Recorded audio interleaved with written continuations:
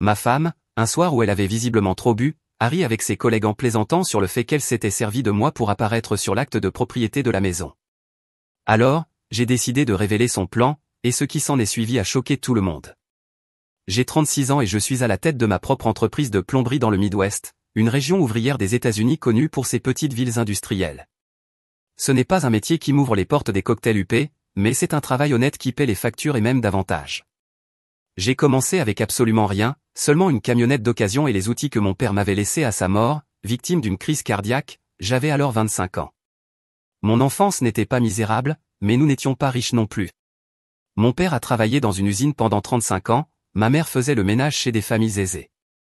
Ils se sont sacrifiés pour m'envoyer à l'école professionnelle, et je m'étais promis d'en faire bon usage. Après le décès de mon père, j'ai utilisé l'argent de l'assurance et ses outils pour lancer mon entreprise. Les premières années furent rudes, je vivais de nouilles instantanées, je travaillais 14 heures par jour et je dormais sur un simple matelas posé au sol dans un studio qui sentait encore les chats du locataire précédent. Mais j'étais déterminé. J'ai proposé des tarifs plus bas que la concurrence pour décrocher mes premières missions, puis j'ai laissé la qualité de mon travail parler d'elle-même. Dans une petite ville, le bouche-à-oreille fait toute la différence. Rapidement, j'ai eu une clientèle fidèle et j'ai même embauché mon premier salarié. À 29 ans, j'avais économisé assez pour verser un acompte sur une maison de plain-pied avec 4 chambres, construite sur un terrain d'un demi-acre dans un quartier convenable.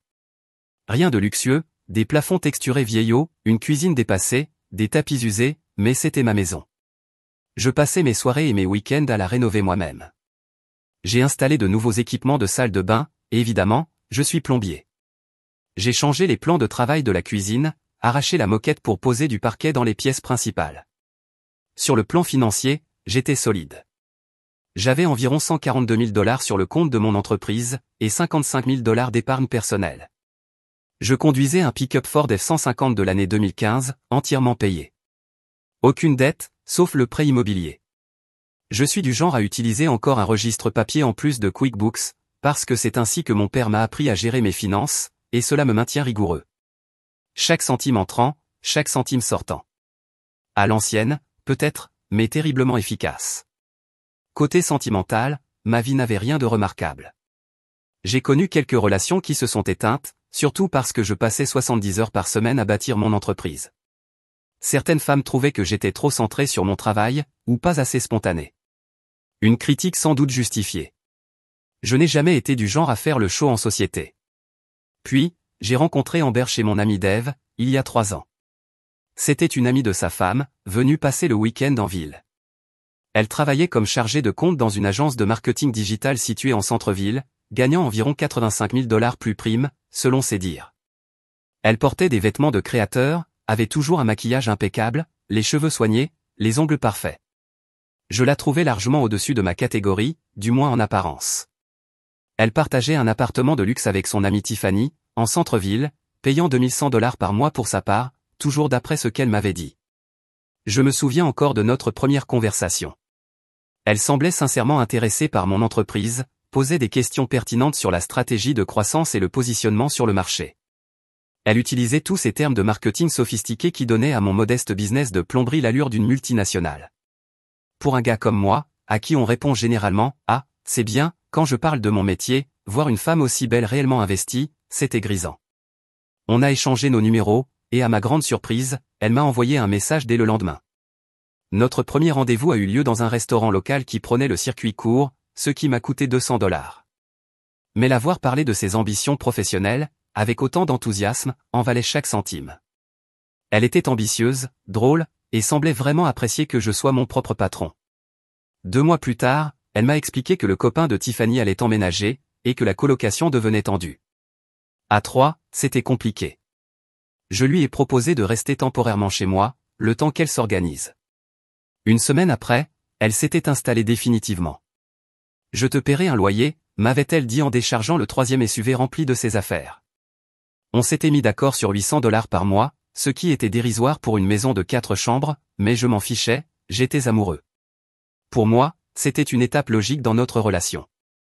Premier signal d'alerte que j'ai ignoré, elle a cessé de payer ce loyer après le 3e mois, toujours avec une excuse. Une grosse dépense à venir, un voyage professionnel à avancer et à se faire rembourser ensuite, une réparation urgente sur sa voiture, sa sœur en plein divorce qui avait besoin d'aide. Je n'ai jamais vu la moindre preuve de ces urgences, mais je la croyais, parce que j'en avais envie. Deuxième signal, elle a redécoré toute la maison sans me consulter, en dépensant mon argent pour des soi-disant indispensables, comme un miroir décoratif à 3 cents $ et des coussins à 200 $. Quand j'ai posé des questions sur ces dépenses, elle m'a fait passer pour un radin. C'est comme ça que vivent les gens normaux, Jack. Tu ne veux pas que notre maison soit belle quand mes amis viennent? Notre maison. Curieux comme cela avait changé vite.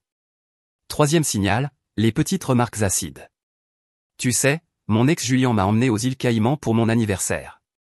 Le mari de mon amie Mélissa lui a offert une Lexus, juste pour lui faire plaisir. Tu ne crois pas qu'il serait temps de changer ce pick-up pour un véhicule plus exécutif? Toujours des comparaisons, toujours cette impression que je ne faisais jamais assez bien. Mais dans l'ensemble, la relation semblait bonne, du moins c'est ce que je croyais. Elle était affectueuse, notre vie intime était très satisfaisante, du moins quand elle n'était pas trop fatiguée ou quand elle se sentait bien, et elle me faisait croire que j'avais décroché le gros lot simplement en l'ayant à mon bras. Alors je détournais les yeux, je réglais ses factures de carte de crédit et je me persuadais que c'était ça, être dans une vraie relation d'adulte. Avançons jusqu'à 6 semaines en arrière. L'entreprise d'Amber organisait son gala annuel de printemps à l'hôtel Hyatt, en plein centre-ville. Un grand événement professionnel, avec tous les cadres qui arrivaient du siège, une remise de prix, bref, tout le tralala. Elle en parlait avec anxiété depuis des semaines, ne sachant pas quoi porter, comment se coiffer, qui elle devait impressionner.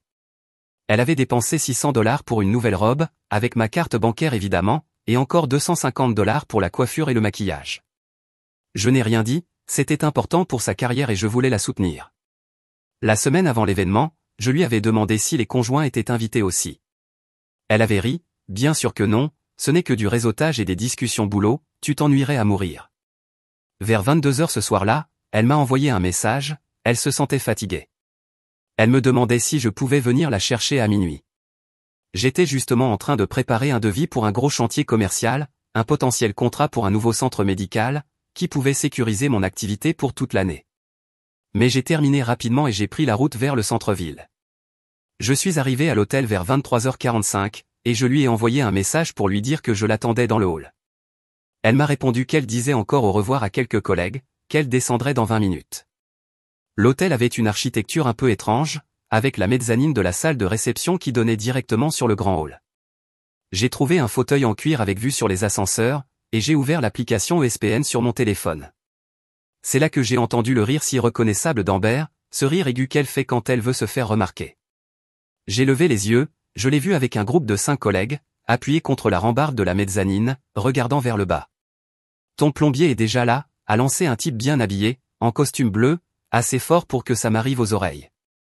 Oh que oui, il doit attendre depuis au moins une demi-heure, il est comme un petit chien bien dressé, a répondu Amber en riant. Le groupe a éclaté de rire.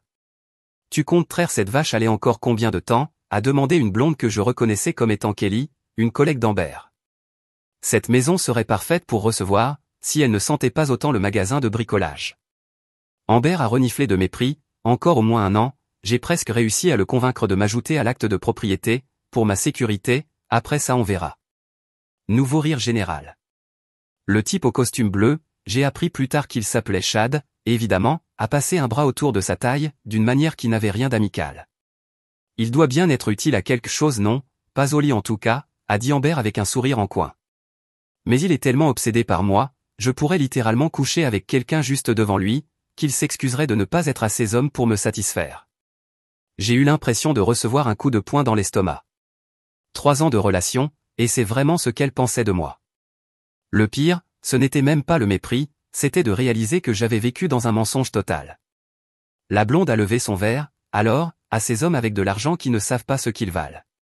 Amber a trinqué avec elle. La maison n'est même pas si belle que ça, mais tu devrais le voir noter chaque dépense dans son petit carnet, comme si on était en 1950. C'est pathétique. Ce carnet pathétique, c'est ce qui a permis à mon entreprise de passer de 0 à 12 employés et une flotte de véhicules. Ce carnet pathétique, c'est ce qui a payé cette maison dans laquelle elle vivait si confortablement tout en ne contribuant à rien. Ils ont continué encore quelques minutes à se moquer de mes vêtements, est-ce qu'ils possèdent autre chose que des fringues de chez Walmart, de mes amis qu'ils ont qualifiés de primitifs, et de ma naïveté à croire qu'Amber m'aimait vraiment. J'étais figé, mon téléphone toujours dans la main, oublié. Une part de moi voulait monter là-haut et les confronter, mais une plus grande part se sentait simplement vide, comme si on m'avait vidé de l'intérieur. Puis ce Chad plein de morgue a dit quelque chose qui m'a enfin fait bouger. Alors, quand est-ce que tu me fais visiter cette fameuse maison, ce soir peut-être? Amber a gloussé, pas ce soir, mais bientôt, peut-être ce week-end, quand Jack sera sur ce chantier à Springfield. C'était mon signal, j'avais entendu bien assez. Je ne me suis pas énervé, je n'ai pas monté les marches pour aller les affronter. Je ne suis pas du genre dramatique, je ne l'ai jamais été. Je lui ai simplement envoyé un message disant que les plans avaient changé, qu'elle devait trouver un autre moyen de rentrer, puis j'ai bloqué son numéro. Je suis sorti jusqu'à mon pick-up et je suis resté assis là, pendant bien 10 minutes, les mains serrées sur le volant, si fort que mes jointures en sont devenues blanches. Une fois calmé, suffisamment en tout cas pour pouvoir conduire, j'ai pris la route vers la maison. En chemin, j'ai appelé mon vieux pote du lycée, Ryan, qui est aujourd'hui avocat spécialisé dans les biens immobiliers. Il était tard, mais il a décroché au 4e appel. « Jack, tout va bien ?» Il avait l'air ensommeillé. « J'ai besoin d'un conseil juridique concernant Amber, tu peux parler ?» Je lui ai expliqué la situation du mieux que je pouvais, de façon factuelle. Ryan est resté silencieux un instant, puis il a confirmé. « Elle a établi sa résidence principale chez toi. Même sans bail formel ni son nom sur les papiers, le fait d'avoir vécu là pendant plus d'1 an avec ton accord lui donne certains droits. Tu dois lui remettre un préavis de 30 jours de manière officielle pour qu'elle quitte les lieux. Documente tout, enregistre les conversations si la loi de l'État du Minnesota le permet, ce qui est le cas, c'est un État à consentement unilatéral. Surtout, ne touche pas à ses affaires, ne change pas les serrures tant que le délai légal n'est pas écoulé. Donc je suis censé continuer à vivre avec elle pendant 1 mois après tout ça? Malheureusement oui, à moins qu'elle ne décide de partir avant. Mais Jack, tu dois te protéger, elle semble rancunière. Installe des caméras, garde des traces de tout, et quoi que tu fasses, ne la laisse pas te pousser à faire quelque chose qui pourrait être perçu comme une menace ou une vengeance. J'ai passé les 2 heures suivantes à rédiger un avis d'expulsion formel et à établir un plan. J'ai imprimé les relevés bancaires montrant toutes les dépenses que j'avais couvertes pour elle, dressé une liste de tous les objets dans la maison qui m'appartenaient avant son emménagement, pris des photos de chaque pièce pour avoir des preuves. Quand j'ai entendu la voiture Uber d'Amber arriver vers 1 heure du matin, j'étais assis calmement dans le salon, tous les papiers étalés sur la table basse. Elle est rentrée en titubant, maquillage coulé, encore dans l'ambiance de la soirée, jusqu'à ce qu'elle voie mon visage. « Qu'est-ce que c'est que ce cirque, Jack? Pourquoi tu m'as planté ?» J'ai dû rentrer avec Chad. Je lui ai tendu l'avis d'expulsion imprimé. J'étais dans le hall, j'ai entendu toute votre conversation depuis la mezzanine. Tu as 30 jours pour trouver un nouveau logement. Ceci est ton avis formel, conformément à la loi de l'État du Minnesota. Son visage a exprimé toute une palette d'émotions, la confusion, la surprise, la panique, la colère, puis sont venues les larmes de crocodile. Bébé, non, je plaisantais, ce n'était pas moi, je ne dirai jamais vraiment ces choses-là. La rupture du bail n'est pas négociable. Je dormirai dans la chambre d'amis, à laquelle je poserai une nouvelle serrure dès demain. Prends ce dont tu as besoin immédiatement, le reste pourra être récupéré pendant le délai de préavis. Elle a essayé de me prendre dans ses bras, de me toucher, de me séduire, tout le numéro habituel. Quand cela n'a pas fonctionné, elle est passée aux menaces. Tu ne peux pas faire ça, c'est aussi chez moi, je dirai à tout le monde que tu m'as frappé, je ruinerai ton entreprise avec de faux avis en ligne, je connais des gens capables de rendre ta vie infernale. Je me suis contenté de m'éloigner, je suis allé m'enfermer dans la chambre d'amis et j'ai écouté ses hurlements et ses coups contre la porte pendant 1 heure, avant qu'elle n'abandonne. Je n'ai pas dormi cette nuit-là, je suis resté assis au bord du lit, les yeux rivés au mur, à me demander comment j'avais pu être aussi complètement, aussi profondément aveugle. Le lendemain matin, c'était un samedi, mais je ne voulais rien laisser au hasard. Je me suis levé à 5 heures, j'ai quitté la maison à 5h30, avant qu'Amber ne se réveille. Je me suis rendu chez Home Depot dès l'ouverture, j'ai acheté une serrure de sécurité renforcée pour la chambre d'amis, une autre pour mon bureau, ainsi que des caméras de surveillance pour l'intérieur et l'extérieur de la maison. J'ai aussi pris quelques bacs en plastique et du ruban adhésif pour emballer ses affaires. Ensuite, j'ai appelé mon pote Léo, qui possède une entreprise de sécurité. Il me devait un service, depuis que j'avais réparé une urgence plomberie chez sa mère un soir de réveillon de Noël, il y a 2 ans. J'ai besoin d'un coup de main pour une situation délicate, je lui ai dit. Léo est arrivé à 8 heures avec son matériel d'installation et son assistant Tony. Je leur ai expliqué la situation pendant qu'on travaillait. On a installé les caméras dans les pièces communes, salon, cuisine, couloir, sous-sol, garage, et tous les points d'entrée. On a veillé à ce que toutes les images soient enregistrées sur le cloud, pour qu'Amber ne puisse pas supprimer les vidéos si elle les découvrait. Mec, j'ai toujours trouvé qu'il y avait un truc bizarre chez elle, a admis Léo en posant une caméra. Tu te souviens quand elle a renversé son verre de vin sur Sarah à ton anniversaire, juste parce que Sarah était ton ex du lycée? Je l'avais complètement oublié. Il y avait sans doute des dizaines de signaux d'alerte que j'avais ignorés au fil des années. On a aussi installé les nouvelles serrures sur la chambre d'amis et sur mon bureau. Ce n'étaient pas des serrures ordinaires, c'étaient des modèles professionnels à code, du genre qu'on ne peut pas forcer ou crocheter facilement. Tu veux qu'on change aussi les serrures principales de la maison, a demandé Léo. Pas encore, ça pourrait être juridiquement contestable pendant le délai légal. On le fera une fois qu'elle sera officiellement partie. Vers midi, nous avions transformé la maison en véritable forteresse sous surveillance. Léo m'a donné accès à l'application permettant de tout surveiller depuis mon téléphone, et nous avons testé tous les systèmes. Merci mec, envoie-moi la facture. Léo a secoué la tête, pas de facture, paie-moi une bière un jour et dis-moi qu'elle est partie pour de bon. Quand Amber s'est enfin réveillée vers midi, les larmes ont commencé aussitôt. Elle est descendue en portant l'un de mes vieux t-shirts, une tactique qu'elle avait déjà utilisée pour paraître vulnérable, et a essayé de me prendre dans ses bras. Jake, s'il te plaît, parlons-en, je t'aime, je voulais juste paraître cool devant mes collègues, tu sais comment c'est dans les grandes boîtes, tout le monde joue les gros bras. J'ai reculé. Ta période de préavis se termine le 15 mai. Voici une copie imprimée de tout ce qui m'appartient comparé à ce que tu as apporté dans cette relation. Je lui ai tendu l'inventaire détaillé que j'avais préparé. Tout objet contesté sera tranché au tribunal des petites créances. Elle a parcouru la liste, les yeux écarquillés.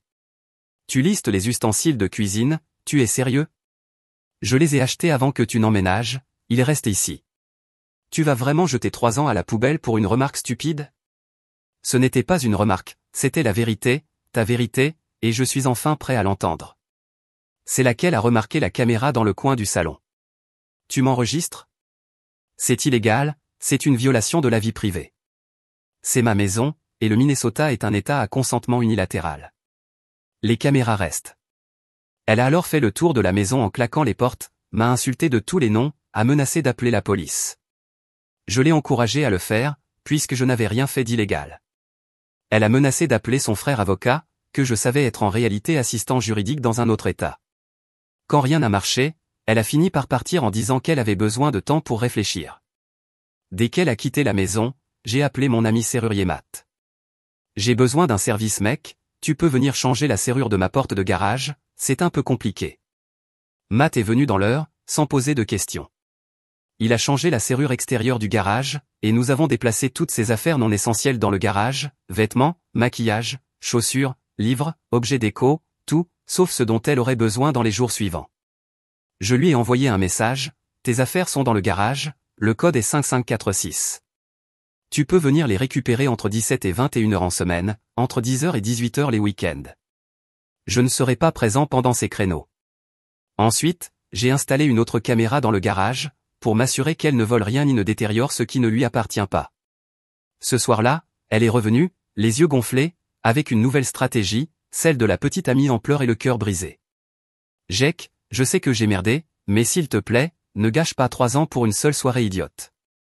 Je faisais juste la maligne, tu sais comment sont ces gens dans les grandes entreprises, tous faux, je dois jouer le jeu pour avancer. J'ai simplement répété les règles. Tes affaires sont dans le garage, le préavis reste inchangé. Je suis censé aller où? Je n'ai pas les moyens de me reloger aussi vite. Ça ressemble à un problème personnel, peut-être que Chad pourra t'aider. Elle m'a lancé un regard noir. Tu vas le regretter, moi aussi j'ai des choses sur toi. J'ai failli éclater de rire. Quelle chose? Que je travaille dur, que j'ai été assez naïf pour croire que tu m'aimais. Vas-y, raconte tout le monde. Elle est repartie furieuse et j'ai verrouillé la porte derrière elle. Pour la première fois depuis des années, j'ai eu l'impression de pouvoir respirer dans ma propre maison. Durant la semaine suivante, tout est parti en vrille. Amber a tout essayé, pleurs, cris, séduction, culpabilisation, menaces, elle est même venue avec sa mère. Jake, mon chéri, a supplié sa mère, Linda. Tout le monde dit des choses qu'il ne pense pas parfois. Amber est désolée, elle est absolument dévastée. Linda, je vous ai toujours respecté, alors je vais être franc. Resteriez-vous avec un homme qui vous traite de pathétique dans votre dos, et qui prévoit de mettre son nom sur votre maison par manipulation? Trouveriez-vous cela acceptable pour votre fille? Linda avait l'air mal à l'aise. Eh bien non. Il n'y a pas de mais. Amber m'a montré qui elle est vraiment et ce qu'elle pense de moi, je fais juste le choix de la croire. Cela l'a coupée net. Elle est partie sans me dire un mot de plus, même si je les ai entendus se disputer sur l'allée. Le lendemain, Amber a changé de tactique. Elle a commencé à venir chercher certaines de ses affaires dans le garage, en faisant exprès de le faire quand j'étais à la maison. Tu vois, je respecte tes conditions, je fais preuve de maturité. Puis elle tentait de me parler, comme si on vivait juste une pause temporaire et non une rupture définitive. Je ne répondais pas, je me contentais d'acquiescer et de vaquer à mes occupations. Pendant ce temps, le 8e jour, Amber m'a informé qu'elle avait trouvé un logement et qu'elle partirait ce week-end, bien avant la fin du préavis de 30 jours. J'ai juste besoin d'accéder au garage pour récupérer le reste de mes affaires dans la semaine ou les 2 à venir. Ça me va, envoie-moi un message avec la date, le code du garage fonctionnera de 17 à 21 heures. Le jour de son déménagement, son nouveau colocataire s'est révélé être Chad, celui de la fête. Ils ont chargé son Range Rover avec ses vêtements et ses affaires essentielles. En partant, je l'ai entendu dire, « T'en fais pas bébé, on récupérera le reste plus tard, il finira par céder. » Je n'ai pas réagi, je les ai juste observés via la caméra de surveillance. Une fois qu'ils sont partis, j'ai changé tous les codes d'accès. C'est là que la tempête sur les réseaux sociaux a commencé. Amber a posté des messages vagues mais ciblés sur les hommes contrôlants et les abus financiers, a tagué des amis communs dans des publications sur la manipulation émotionnelle. Elle n'a jamais mentionné mon nom, mais tout le monde savait de qui elle parlait. Quelques amis m'ont appelé pour savoir si j'allais bien, je leur ai dit la vérité. La plupart m'ont cru, surtout ceux qui me connaissaient avant Amber. Quelques-uns ont pris son parti, je les ai laissés partir sans discuter. Ce genre de situation révèle vos vrais amis.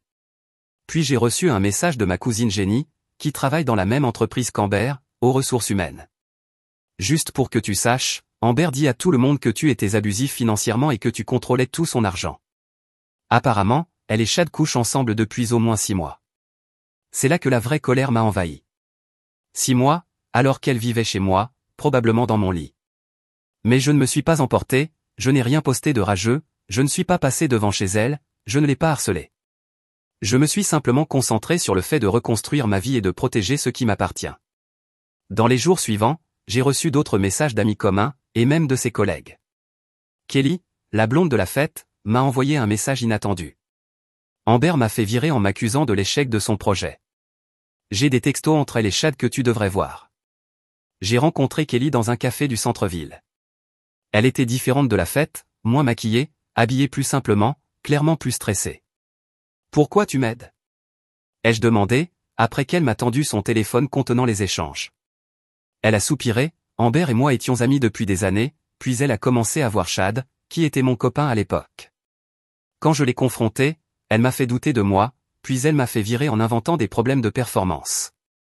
C'est un serpent, et j'en ai assez de la voir faire du mal aux gens. Les messages confirmaient qu'ils avaient une liaison depuis des mois. Pire encore, ils contenaient des échanges explicites sur leur plan. Chad, une fois que tu es sur l'acte de propriété, c'est tout bon, écrivait Amber. Encore 2 à 3 mois à jouer la petite amie parfaite, puis on vend, on partage l'argent et on s'offre le condo au centre-ville. Amber disait, c'est un pigeon, il ne se pose même pas de questions quand j'utilise sa carte de crédit. J'ai fait des captures d'écran et j'ai tout transféré à Ryan. Est-ce que ça suffit pour porter plainte pour tentative de fraude? Pas encore, a-t-il répondu, mais continue à rassembler des preuves. Vérifie aussi ton dossier de crédit, et assure-toi qu'elle n'a rien ouvert à ton nom. J'ai gelé mon crédit ce jour-là, puis j'ai passé en revue plusieurs mois de relevés bancaires et de cartes de crédit.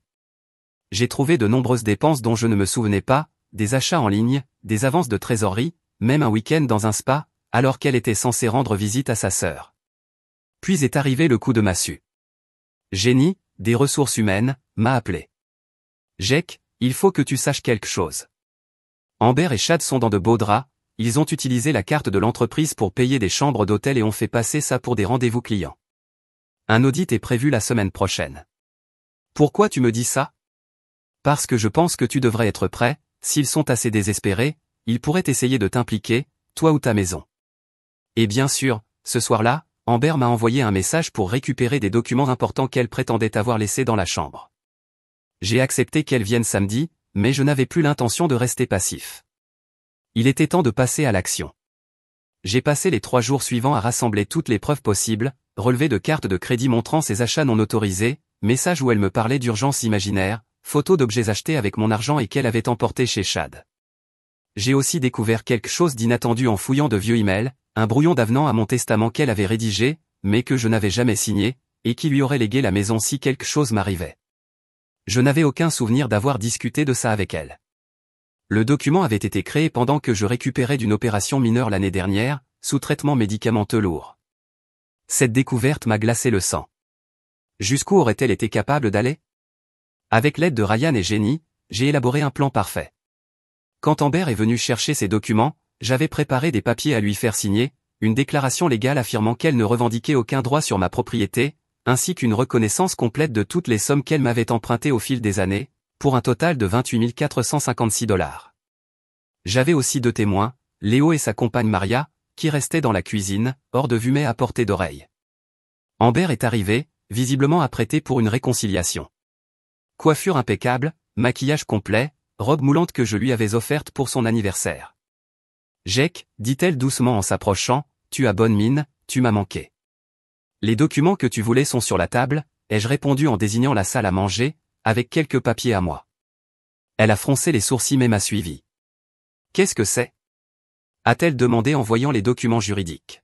« Signe ça et je signe ça. » Je lui ai montré un document où je m'engageais à ne pas porter plainte pour fraude à la carte bancaire, concernant les périodes où elle l'avait utilisée sans autorisation. J'avais les reçus et les vidéos de surveillance des magasins prouvant que ce n'était pas moi qui avais utilisé la carte. « Tu n'oserais pas » a-t-elle balbutié, « tu n'as aucune preuve. » J'ai lancé l'enregistrement de sa conversation avec Chad, où il parlait de leur plan concernant l'acte de propriété, puis je lui ai montré un tableau détaillant chaque transaction frauduleuse, avec les dates et heures. Enfin, j'ai sorti le brouillon de l'avenant au testament. « Tu veux bien m'expliquer ça » J'étais sous percocet quand ce document a été rédigé. Elle est devenue pâle. « Signe, ou j'appelle la police immédiatement et j'envoie tout à ton entreprise. » Je crois qu'ils sont déjà en train d'auditer. Ses yeux se sont agrandis. Jenny t'a tout raconté. Signe les papiers, Amber. Elle m'a fusillé du regard, puis a pris le stylo. En la regardant signer, j'ai remarqué un bracelet Cartier à son poignet, un modèle qui coûte environ 7 000 $. Clairement pas quelque chose qu'elle pouvait se permettre seule, surtout juste après un déménagement. Beau bracelet, ai-je commenté. Note de frais professionnels? Elle a sursauté mais n'a rien répondu, elle a simplement continué à signer. Une fois terminé, j'ai fait entrer Léo et Maria pour qu'ils attestent ma signature sur ma partie du document. Tu as amené des témoins, tu penses vraiment que je vais, quoi? Nier avoir signé? Je suis juste rigoureux, comme avec mon carnet pathétique. Elle a eu la décence de paraître gênée. En partant, je lui ai tendu une enveloppe. C'est quoi ça? Ouvre-la dehors. Apparemment, Chad a carrément quitté la ville lorsque l'enquête pour fraude s'est élargie à d'autres dépenses. Parfois, le soir, je m'assieds sur ma terrasse avec une bière à la main et je feuillette mon carnet pathétique, en repensant au chemin parcouru. La dernière entrée, valeur nette de la maison, 175 000 $. Leçon retenue, inestimable. L'ironie ne m'échappe pas, Amber me trouvait pathétique de noter chaque centime, et pourtant, c'est cette même rigueur qui m'a protégé de ses manigances et qui a fini par la trahir. Elle pensait que j'étais obsédé par elle, mais en réalité, j'étais juste un homme qui croyait sincèrement en ce que nous étions en train de construire ensemble. La plus grande leçon que j'ai apprise, c'est de faire confiance à son instinct et de ne jamais ignorer les signaux d'alerte. Quand quelqu'un vous montre qui il est vraiment, croyez-le dès la première fois. Et surtout, gardez toujours des preuves, au sens propre comme au sens figuré. Mon entreprise se développe désormais vers les contrats commerciaux. J'ai embauché 4 nouveaux employés et j'envisage d'acheter un bien locatif l'année prochaine. Pas mal pour un plombier pathétique avec un carnet. Oui, tout ce que j'ai fait était parfaitement légal. J'ai respecté le préavis et consulté un avocat dès le premier jour. Non, nous n'étions jamais mariés, Dieu merci. Oui, depuis, j'ai appris ce qu'était un mariage de fait, et j'ai veillé à ce que toute la documentation montre clairement qu'elle n'était qu'une locataire. Pour ceux qui disent que j'aurais dû la confronter lors de la fête, pourquoi faire une scène comme un type jaloux et insécure? Les actes parlent plus fort que les mots. Oui, je tiens vraiment un carnet papier en plus de mes dossiers numériques. Ça suffisait pour mon père, ça me suffit aussi. C'est grâce à cette discipline que j'ai pu m'acheter une maison à 29 ans, pendant que ses amis du marketing payaient encore un loyer hors de prix. Pour ceux qui demandent si j'ai porté plainte, non, mais son entreprise, elle, l'a fait. Ce n'est plus mon cirque, ni mes singes. Certains me traitent de froid ou de calculateur, et ils ont raison. Quand quelqu'un vous montre qui il est vraiment, croyez-le et protégez-vous en conséquence. Non, je ne partagerai pas les images de sa crise émotionnelle captées par mes caméras. Ce serait probablement illégal, et sûrement un geste minable, peu importe ce qu'elle m'a fait. Pour les avocats qui posent des questions sur l'avenant au testament, oui, j'ai signalé cela aux autorités compétentes. Non, rien n'en est sorti, car le document n'a jamais été signé ni enregistré. Et oui, l'idée me glace encore le sang aujourd'hui. Pour être clair, je ne dis pas que toutes les femmes sont comme ça. Ma mère a nettoyé des maisons pendant 35 ans, et c'est la personne la plus honnête que je connaisse. Il s'agit ici d'une personne en particulier, prétentieuse et manipulatrice, qui pensait pouvoir se servir de moi comme d'un tremplin. Puisqu'on me le demande souvent, oui, je vais bien. Mon entreprise a connu une croissance de 32% cette année, j'ai embauché 2 nouveaux gars et j'ai recommencé à sortir avec quelqu'un récemment. Rien de sérieux pour l'instant. Et non, je ne suis pas amer, je suis même reconnaissant. Sans ce coup de semonce, j'aurais peut-être vraiment mis son nom sur l'acte de propriété. Parfois, les déchets s'éliminent tout seuls. Cela fait 6 mois que tout cela est arrivé. Amber a plaidé coupable à des charges réduites, elle a écopé de 2 ans de probation et doit me verser des dommages et intérêts. Elle travaille maintenant dans le magasin de bricolage de son père dans l'Ohio, ce qui est assez ironique venant de quelqu'un qui méprisait mon métier manuel. Chad aurait fui au Canada, où il a de la famille. Mon entreprise a décroché 2 nouveaux contrats commerciaux, et je sors aujourd'hui avec une vétérinaire, qui trouve mon carnet incroyablement responsable. La vie continue. Merci pour tout votre soutien, Reddit.